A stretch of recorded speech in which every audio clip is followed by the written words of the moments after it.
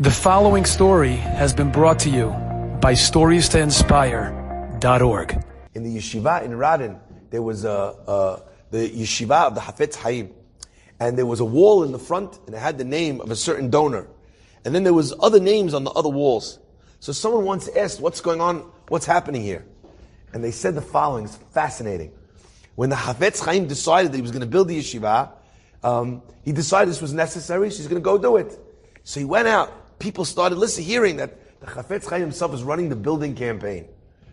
An elderly man and woman that lived in the city, they were very wealthy, but they had no children.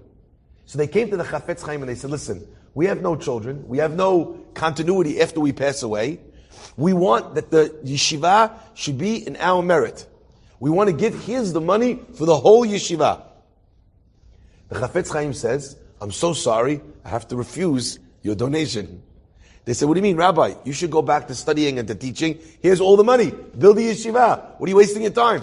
Rabbi said, to build the yeshiva is something that the Jewish people do together.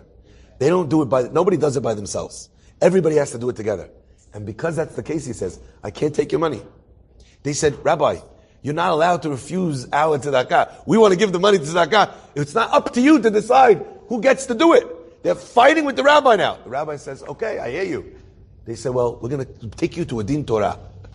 Ashrechem Yisrael," that this is a Jewish court case.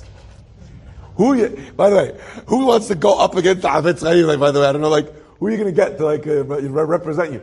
They go to the Bet Din of Rabbi Yitzchak Elchanan Spector. Travel there, Hafetz Chaim, the guy and his wife, the elderly man and his wife, they present the case.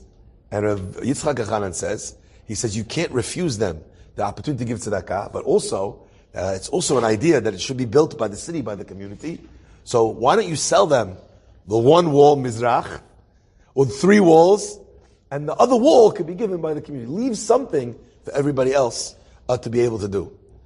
In that moment, they had all the money. What did HaKadosh Baruch Hu want from them?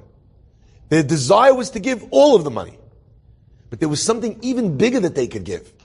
And that was holding back from giving a little so there would be space for someone else to also have a part, to also have a zechut.